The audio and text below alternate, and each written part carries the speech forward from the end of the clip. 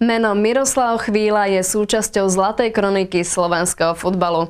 Bol členom kádra Slovana Bratislava, ktorý v roku 1993 získal posledný titul federálneho majstra Československa. Tento famózny obranca, spoluhráč Dubovského Krištofíka či Kindera, je novým trénerom FK Rača. Pre Račiansky magazín hovoril o tejto najnovšej výzve a zaspomínal si aj na časy, keď bol ešte futbal na Slovensku skutočným kultom. Ako sa teda zomlel zimný prestup Mira Chvíľu do Rače? Oslovili ma vlastne funkcionári klubu a slovo dalo slovo. Sme sa dohodli na nejakých stretnutiach, kde sme si ujasnili nejaké podmienky a vlastne tak vznikla celá spolupráca. Keďže išlo o náhlu zmenu, tréner chce káder najskôr spoznať. Vzhľadom k tomu, že som nejakým spôsobom nemal prehľad o tento súťaži ani o mužstve, lebo som si vlastne pol roka dal úplne pauzu, tak som vlastne aj nevedel, do čoho idem. Len podľa tabulky som zistil, že to mužstvo je na druhom mieste, je tam nejaká 6-bodová strata na prvé miesto. Aj keď ten špic tabulky je vyrovnaný, tak tým, že ten futbal ma láka, tak som to vlastne zobral. Mám prakticky ihrisko pod balkónom, takže sledujem toto dianie už teraz z domu. A uvidíme, odišli nejaké posily, čo si hľadali nový angažmán, nejakých máme vyhliadnutých a bude záležať zase na vedení, že akým spôsobom sa to mužstvo doplní. Ale je to ambiciózne mladé mužstvo, takže dá sa s nimi pracovať a uvidíme, aké výsledky vlastne dosiahneme v príprave. Čo chce ešte chlap s prezývkou Chile stihnúť pred začiatkom ligy? Prvý zápas je 17. marca. Je ešte dosť dlhá doba, len bohužiaľ je takéto zimné obdobie, zima je tento rok taká tuhá, veľa snehu, nedá sa aj trénovať a furt behať. To chlapcov nebaví, jedine tak za babami, ale tam nenaberajú kondíciu.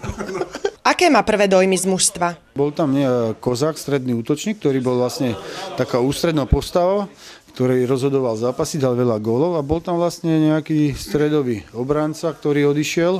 Nevieme, či sa vráti alebo nevráti, ale toto mužstvo sa mi zdá byť strašne mladé, neskúsené. To je to, že chýba tam tá ústredná postava, ktorá by to nejakým spôsobom stmelila. Na tom treba hodne zapracovať. Treba zase dotiahnuť aj nejakých ďalších hráčov, pretože ten káder je strašne úzky.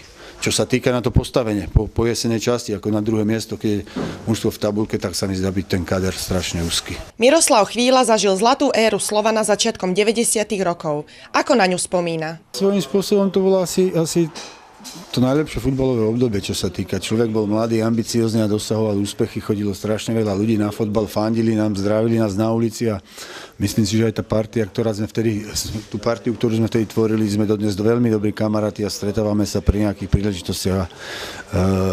Je to taká nostalgia za tým, že na štadión Slovana chodilo povieme v priemere 15-16 tisíc divákov, na Vítkovice, na Spartu, na Slaviu 40 tisíc.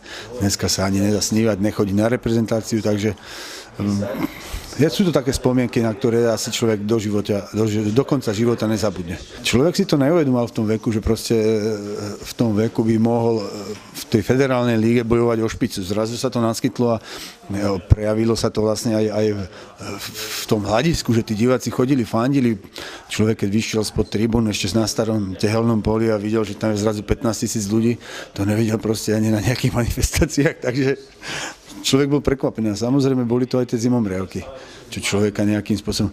Bolo to také viac menej ohodnotenie tej práce, to, čo ten človek robí. Bola to práca, ale bola to aj záľuba. Bolo to niečo sklbené.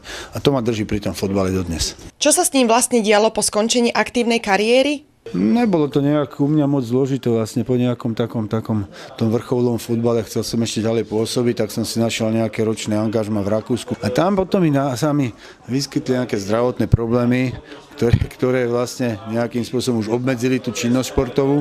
Musel som ísť na operáciu, popri tom som sa venoval ďalej trénerstvu. Ako tréner má za sebou 2 angažmány. Trénoval som vlastne Jur, to som po nejakej dobrej spolupráci aj s hráčmi, aj s kádrom, aj s funkcionármi sme prakticky postupovali do druhej lígy, len bola ešte celoslovenská, čiže tam neboli financie na to, aby malé mestečko štrádovalo po zápasoch po celom Slovensku, takže sme sa neprihlásili.